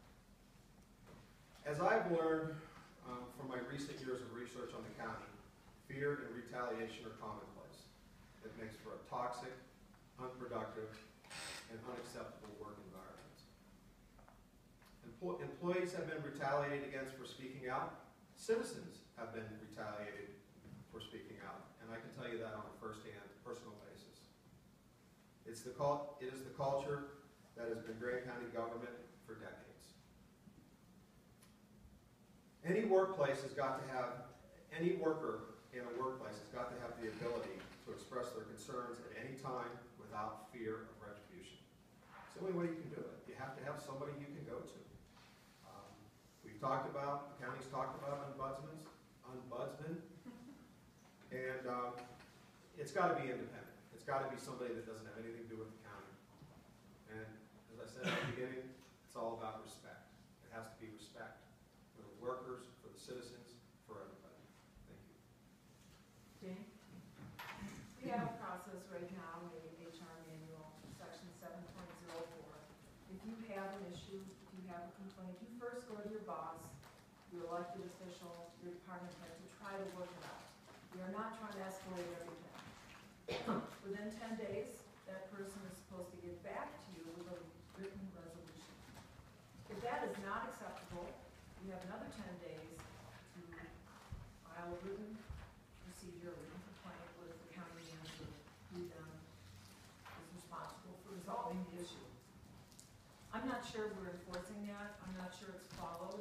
I'm not sure we really educated our employees on that, and I'm not sure it's totally right. We've talked about how can we make people comfortable, because it hasn't always been comfortable for people to complain. We had an employee bypass one of the elected officials, and the elected official was totally upset. And I would feel that way too if I was bypassed. The problem then is we need to sit down with that employee and the elected official and find out why did they bypass their boss, because that's important. And we are just now starting to work on some of those communication channels, and they are needing work. So what can we do to improve? We need to continue with positive leadership. We need to continue making the county a positive place to work. Positive leadership starts here, with feeling good about what you're doing and treating people with respect. All people get treated with respect, and that matters. We do a lot of thanking. I do a lot of personally thanking our employees. Some of them tell me they have never been thanked before for their job, for doing a good job, for just coming to work and being so responsive to the public needs. We we have some outstanding employees, and I try to never miss an opportunity to tell them what a great job they're doing.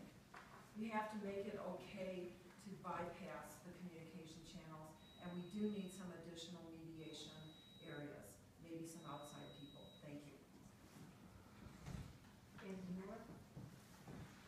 So as noted, current county policy requires, it requires the county employee to report agreements first to their supervisor. The employee can then appeal this decision on to the county manager, but the policy doesn't leave any avenue available for an employee who may have a serious grievance with their supervisor or the manager. Some avenues got to be made available outside of this course. But collaboration is something we've been skirting around, and that is something that the feedback that I get back from county employees. And it's true as a community, we have so many gifted people that live here, we have so many gifted people that work in the courthouse, they just want to be a part of the process.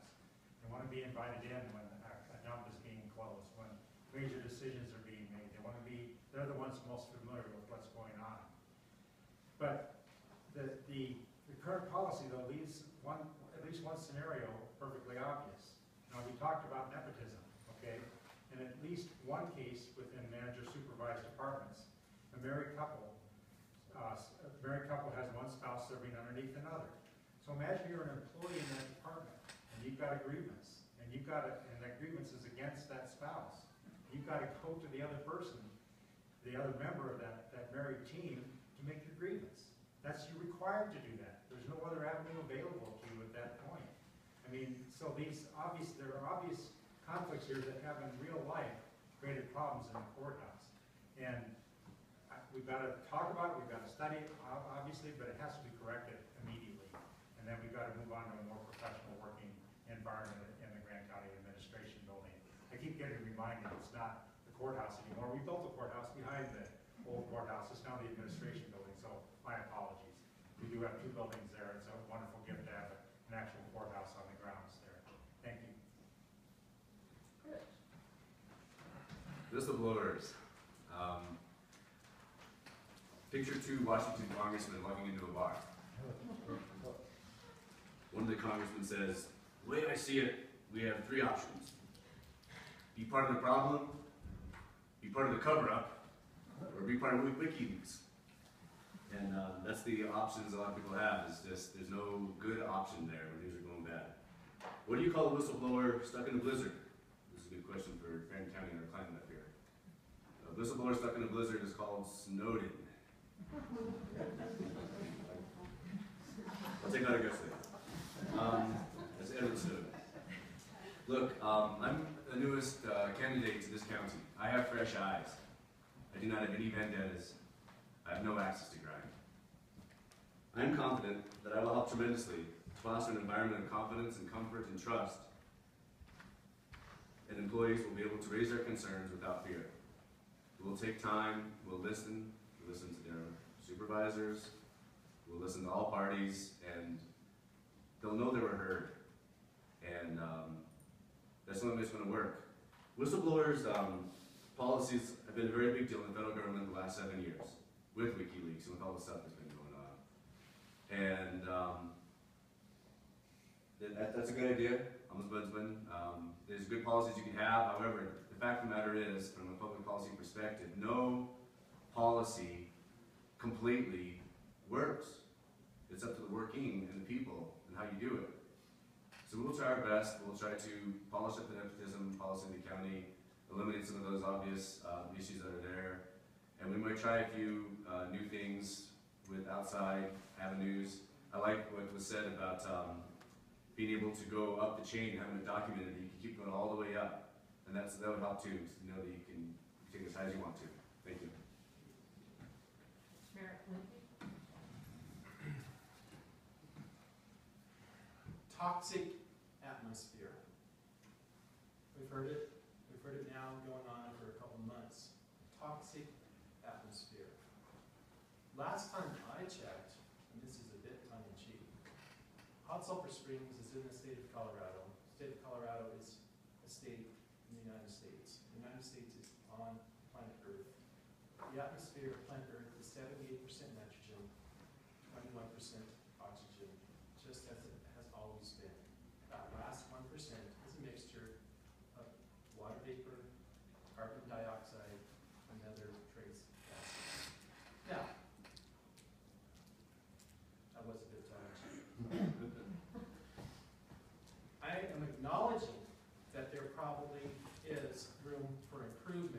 with some of the communication that goes on between employees and the perception of nepotism. Those policies and procedures have already been implemented in some cases. Is there room for improvement? Yes. There's a lot of work to do. But I think we're on the steps to get there. I really do. We always talk about respect. I would like to expand that term into mutual respect. People often respond exactly how they're treated. Again, I mentioned this earlier. When you look in the mirror and you say, respect, look in the mirror and say respect. Respect those, they'll respect you. People often respond how they're treated. It goes both ways. Retaliation. If someone gets disciplined or screwed up, is that retaliation? That happens. Is it perfect? I agree with Rich. Policies aren't always the answer. They're part of the answer, but the people that administer the policies and the confidence that they have that comes from their leadership is what makes those policies work. Thank you. Tom, Whiter? We've talked quite a bit about all the various avenues within the policies. I do want to mention that in my experience with one of the greater degrees of toxicity was the last cycle around when Commissioner Linke was chairman of the board. The concern about retribution against employees, whether it be real or perceived, was from the county manager. A person needs to know that their job is not at risk for reporting illegal or inappropriate actions by others. This truly has to stop. When we hire a good county manager who behaves as a conduit of communication rather than the gatekeeper, this may not become an issue. If the commissioners had done their duty and not allowed the manager the power to control communication in the first place, we wouldn't have this issue today. If it can't be resolved, then I truly am open to the idea of using an ombudsman or a referee for all employee complaints. I also strongly urge everyone, if you haven't already, just Google the finalists for the county managers. The ones that Commissioner Tollett today stated she thinks are all excellent candidates. And I quote, "The Board of County Commissioners welcome all information and or comments that you might have on these individuals. I urge you to do so." Thank you. Are there any rebuttals? We have a brief period of time for rebuttals. Eric? Ombudsman. Reminds me of the beer commercial a few years ago. Budweiser. Bill Miller. I'm not making fun of that idea, but it just reminds me of that word, reminds me of that. You've heard this tonight 2 or 3 different times, ombudsman. I like the idea of that as being part of a home rule charter. And that's how Weld County is set up. They have a county citizen committee that are elected, they're not paid. And that's one of their duties, the citizen committee, the county committee, is to listen to complaints from the public or from employees. That is a neutral organization, a neutral body that can hear those complaints, evaluate them, and then bring them back to whatever is the appropriate body to do anything about. That county committee, that county council also sets the salaries for all the elected officials in that county. They provide an audit. I think it would be a good thing to look at for going on in the future. Are there any other rebuttals? When I came into this job, I told everybody in the county they started fresh with me. I wasn't going to hate people I was told to hate. I wasn't going to discount people I was told to discount. And I've been amazed at the good people I have found. I encourage you, with the 4 finalists we have, to not start discounting them. They are all capable of doing the job, and I am not going to start slandering or discounting people before we've even had everybody starts fresh with me. That's my positive attitude, it's my positive leadership. If we want to turn the county around, we have to start believing in our people, believing in each other, and being positive about the situation we're in, and looking for ways to get consensus, and looking for ways to go forward. I'm tired of living in the hatred of the past. The only way we're gonna go forward is to be positive about it, and that's where we need to go. Let's look forward, and let's feel good about ourselves and where we're headed. We've done a lot of work over the last 6 months to get these candidates. We are confident we're gonna end up with a new county manager who will help us be positive. Thank you. And I'm sorry, at that point, we have to cut off Rebose to allow enough time for closing statements. Our closing statements will start with Jane.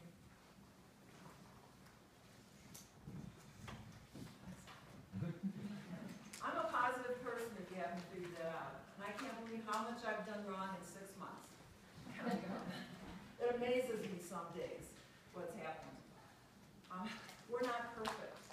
There's some things we need to fix. But I firmly believe in the people of Grand County. I believe in the projects we're doing. I believe in the people of Grand County. I believe that you've made a lot of right decisions, voting people in. We're looking for results in Grand County. We need to get our budget balanced, and we're halfway there. I can't tell you how hard we've worked. We're getting results. I'm chairing the ethics committee. We've got a great program going. I've got 6 or 7 very dedicated people that have been with us, helping us form these ethics statements. We are now figuring out how to make it a manual, how to make this a living document, how do we resolve ethics disputes. This was something asked for by the public. I'm advocating for water. I'm trying to keep a very important person working for us who is bringing money into the county. Because I believe in people. I believe that everybody has worth. And I'm not going to throw people out because somebody else hates them. That's not how I've worked. That's not how I've been a manager for 40 years, a leader for much of that time, and a positive person for almost all of it.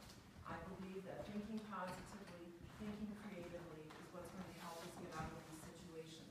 You've got positive managers now. We are working together on a lot of these problems. They're not going to be solved overnight, and they didn't happen overnight. Yeah, there's issues with the manuals and the procedures, and we're really trying to fix some of these, in addition to working through the budget issues and everything else. And we're making progress. I am walking the talk. Please do not put somebody in this office who is just talking the walk. Thank you. Andy? Oh, I've been walking the walk for a long time up here myself. I mean, just as a little brief review of what we've been doing in Fraser for the last couple of years. We've talked the county transport system for a long time. We made the hard decision, Winter Park and Fraser combined, to ask the taxpayers for money to fund the transportation system. We went to them for a sales tax. As a tourist community, I think it's always it's painful for us to have to pay that extra sales tax all the time, but it's the only way we can get money out of visitors when they come to town if we want to offer a free bus. The Winter Park voters passed a 2% sales tax. We have the grocery store in Fraser, we felt we couldn't ask for 2% there. On top of grocery bills, we asked for 1%. We now have a year-round bus system. We have buses running right now in the middle of May. They're pretty empty, but it's satisfying to watch them go by.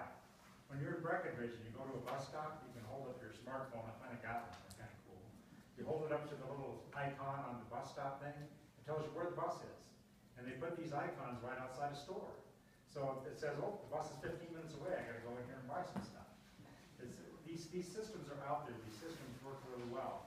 But these systems do require some hard decisions to make, to fund them and to make them real. It's marginal right now to have the kind of population level we need to have a countywide bus system, but community by community, we need to begin to make these decisions as to whether we bring that here. Wonderful things are afoot, though. I mean, from the tragedy of the coal mines closing in Craig, the rail line through Grand County is going to open up with a lot of track available. Maybe we can go back to the days when I was a kid when we had 3 passenger trains a day up here. We had the California Zephyr, the Yampa Valley Mail, and the Pullman, the milk train. And you could order your stuff out of Denver, it came up. We have a train now that goes to DIA. And we could have passengers, just like in Europe, unload, bring all the way up to Grant County. Great things are afoot, and I think I'm the guy to help bring them here. Thank you. It is almost Memorial Day. I want to use my time for closing remarks to talk about something very important to me, and that is the relationship between veterans and civilians in communities like Grant County. I wish to read a short version of an article by Sebastian Junger, a great war reporter. Soldiers are a special case. War is so obscene that even the people who supported it don't want to hear the details or acknowledge their role. Soldiers face challenges when they return home, but one of the most destructive is the sense their country doesn't quite realize that it, and not just the soldiers, went to war. The country approved, financed, and justified war. This is important because it returns the moral burden of war to its rightful place with the entire nation. The growing cultural gap between American society and our military is dangerous and unhealthy. Soldiers don't want to be called heroes. Soldiers know all too well how much killing, mostly civilian, goes on in war. Congratulations make them feel that people back home have no idea what happens when a human body encounters the machinery of war. When soldiers come home spiritually polluted by the killing that they committed or even just witnessed, they hope that their country will share the moral responsibility of such a grave event. Their country doesn't. Liberals often say it's not their problem because they oppose the war. Conservatives tend to call soldiers heroes and pat them on the back. Neither response is honest or helpful. Neither addresses the epidemic of post-traumatic stress disorder afflicting our veterans. Rates of suicide, alcoholism, fatal car accidents, and incarceration are far higher for veterans than for most of the civilian population. War has been part of human culture for tens of thousands of years. It might be productive to study how some ancient societies reintegrated their young fighters after the intimate carnage of Stone Age combat. Typically, warriors were welcomed home by their entire community and underwent rituals to spiritually cleanse them of the effect of killing. Often there was a celebration in which the fighters described the battle in great detail. Every fighter knew they were a friend of their community, and every person in the community knew their lives depended on these young fighters. Let's talk about doing this next year in Grant County.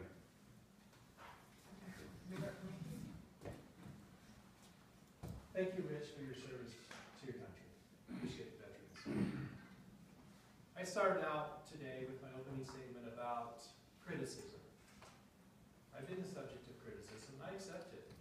Criticism can be a learning tool to improve. You've heard a lot of negative statements tonight. Malfeasance, dysfunction, toxic environments.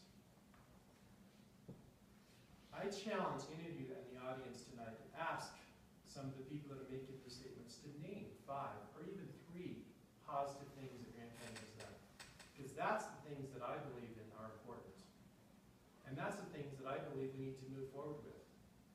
Positive things. We don't want to be hall monitors, catch somebody doing something bad. That's easy. I coached basketball for a lot of years and worked with a lot of pretty successful basketball coaches. And that was one of the things that I picked up from that and learned. Always catch somebody doing something good. It's easy to catch somebody doing something bad, doing something wrong, and point out their flaws. How does that translate into being a good leader? I don't think it does. Let's put leaders in Grant County that can see the good in things and can accentuate the positives, improve the negatives, and go forward into the future instead of bringing up the past and Monday morning quarterbacking and bringing negative feelings throughout the county and specifically the county employees. I'm a positive leader. I see positive things for Grant County, and I believe Grant County has a positive future. Thank you. Dan, comment? I want to thank everybody for coming tonight. I think it's very telling that in the 30 years that I've lived here, that this is the first time both political parties have gotten together to sponsor such a meeting. To me, it just demonstrates the severity and the seriousness of our current county situation. It's not being negative, it's being factual. And I need to address Commissioner Tollett. I did not slander anything. All I said was that you, the general public, make your own decisions. Go out there and Google it. And a person's actions and their deeds speak louder than their need to ask, are you okay compromising on the water clarity of Grand Lake? Are you okay that there was $500,000 stolen from the building department? Are you okay that the county writes off $2 million in bad debt for the Fox Run Affordable Housing Project? Are you okay that EMS each year continues to get additional monies above their allocated $1.3 million budget, while the library district has to live within there? Are you okay that we've already written off $1 million of uncollected fees from EMS? These aren't negatives, these are facts. I'm not okay with any of this, and I want to make the necessary changes and would appreciate your support. Thank you.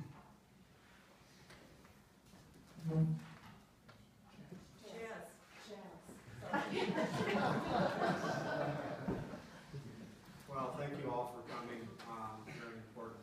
A lot of things have been said tonight, and I think what I'm hearing sitting over here is that don't worry about the past, not a big deal, look at all the good things we're doing. Well, we do need to go back and look at the past, and we do need to go back and look at the behaviors of commissioners that are sitting up here as incumbents. Because there are a lot of things that have happened that are completely and totally unacceptable. And that's why I'm sitting up here. I don't need a job. I'm the only person sitting at this table that's never got a check from the government, ever. And I'm ready to lead from day one. I've done my homework. In fact, I've been doing it for 10 years. I'm ready to ask the tough questions and understand the impacts of the decisions being made. I promise to make informed decisions by reviewing all the facts. We must work together. I promise to work hard to rebuild the trust of the community through transparency, honesty, integrity, and most importantly, what's been missing the most, respect. Following open meeting laws is going to be a priority for me. We need to ensure that our internal controls are effective. We need to establish a realistic zero-based budget that adequately provides services expected by our citizens and plans for our future. We must protect our water. I will be a strong leader, and I'm asking for your vote. My name is Chaz McConnell. I approve this message. And does anybody want to go home?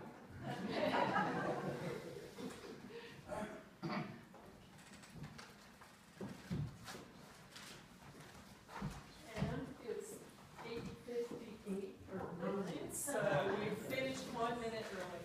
I do appreciate everyone who came.